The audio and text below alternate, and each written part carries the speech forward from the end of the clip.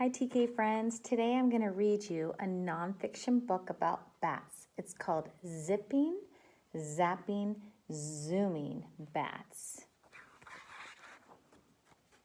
Zipping, Zapping, Zooming Bats.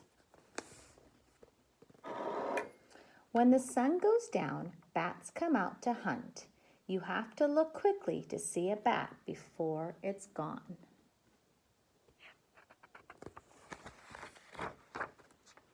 Many bats hunt insects. They eat lots of insects. Each night, a bat chomps half its own weight in bugs. If you weigh 60 pounds, that's like eating 125 peanut butter and jelly sandwiches every day. Don't be scared if a bat flies past your head. It won't get into your hair. It's probably catching a juicy mosquito. They like to eat a lot. Bats are terrific hunters. A little brown bat can catch 150 mosquitoes in 15 minutes. The gray bat can gobble 3,000 insects in one night. Bracken Cave in Texas is home to 20 million Mexican free-tailed bats. Together, they munch 250 tons of insects every night. Bats help get rid of insects that bite people. Bats also zap moss, beetles, and grasshoppers. These insects eat farmers' crops, the food that you and I need. So bats are actually very helpful. Bats are good hunters because they have a special way of using sound. Bats make high beeping sounds. These sounds are too high pitched for our ears, but bat ears can hear things ours can't. The beeps go out from the bat in waves. The sound waves hit objects around the bat. When sound waves hit an object, they bounce back. The bounced sound waves come back to the bat as echoes. The bat can tell by the echoes what kind of insect is near and exactly where it is. Then the bat can catch it. We call this echolocation.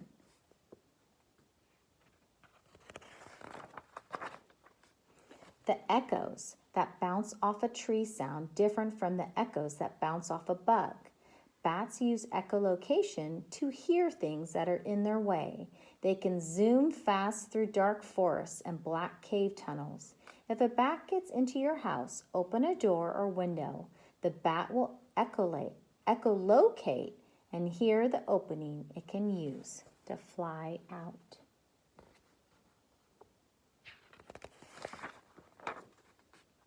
Bats are also good hunters because they are expert flyers.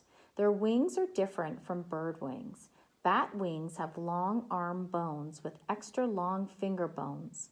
A thin skin called a membrane stretches between the bones. The membrane connects the wing bones to the bat's legs and body. It may also join the tail to the legs. Here's a diagram of the bat.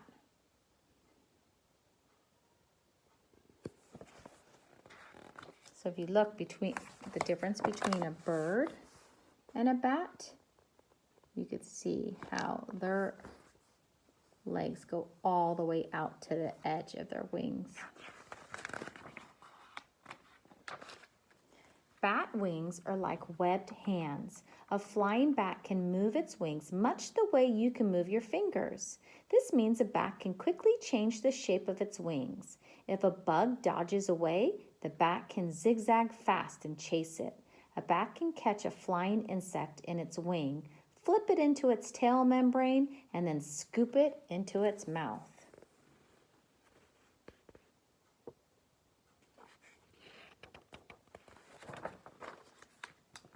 Bats have hooked claws on their toes and thumbs. When bats sleep or clean themselves, they hang upside down by their toe claws. They use their claws to move around on their roosts, to comb their fur, and to clean their ears.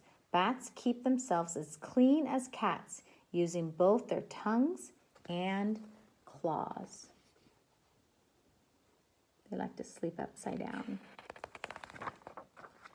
Because bats fly at night, many people are scared of them. Sometimes people tell scary stories about vampires that can change into bats. Dracula and other vampires are not real. Bats fly at night because that's when they can find their favorite meals.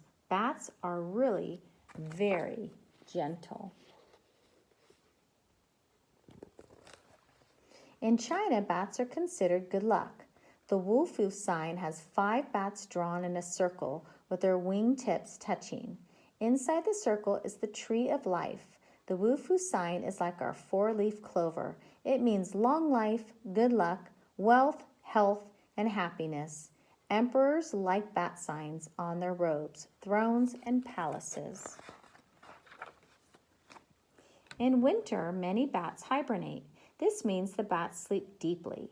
While bats are hibernating, their breathing slows down and their heart rate drops from 900 to 20 beats a minute. Hibernating bats need less energy to stay alive. Bats get ready for hibernation by stuffing themselves full of food, especially in the last weeks of warm weather. Their bodies store the extra food as fat. This fat will be their food through the winter. Sometimes when people explore caves, they kill bats by accident. If you went into a cave where bats were hibernating, you would wake them up. Then they would fly to another part of the cave. Each time that happens, the bats use up about a month's supply of fat. If they use up too much stored food, they will starve before spring when they can hunt again. If you go into a cave in June or July, be sure to look for baby bats. If you do see pups, never touch or bother them. Leave quickly and quietly. Bats are mammals. They are the only flying animals that nurse. This means that the mother's bodies make milk to feed their babies. Bat pups hang together in large groups called nurseries. Each mother returns to feed her pup at least twice a night. The pups need their mother's milk to survive. If you disturb a nursery cave, the frightened mothers may leave and the pups will starve.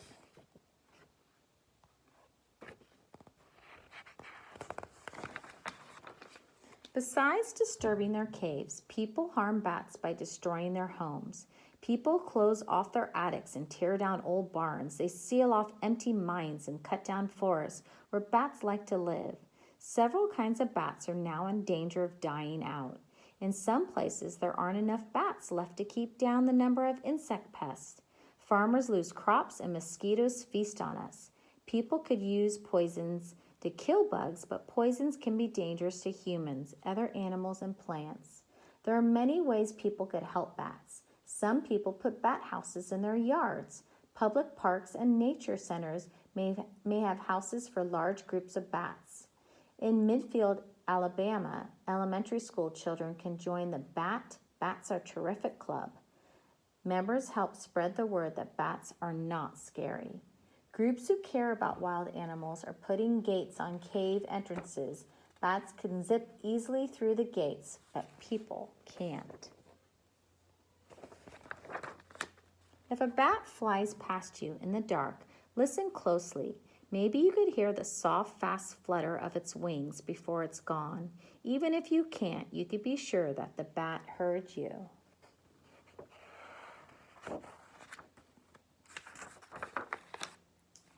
Okay, and here's some more different kinds of bats, and then how to build a bat house.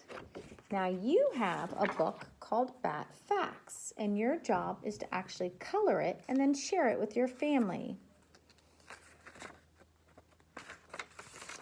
On this page, it says bats sleep upside down. This helps them to stay away from danger. Bats are mammals. They fly.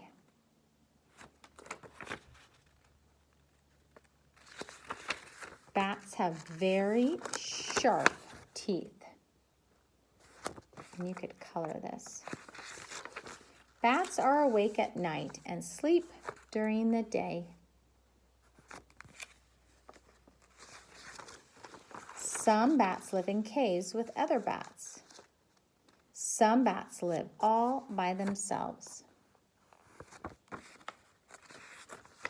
Bats can see in the dark. They make noises to help them see. And then on the very last page, you get to write your favorite new fact that you learned about bats. And you can have mom or dad write it for you. What is something that you learned about bats? And then, friends, you're going to color it and share this with your family. All the things that you learned about bats. Okay, friends, I hope you have a fun time doing this book and sharing bat facts with your family.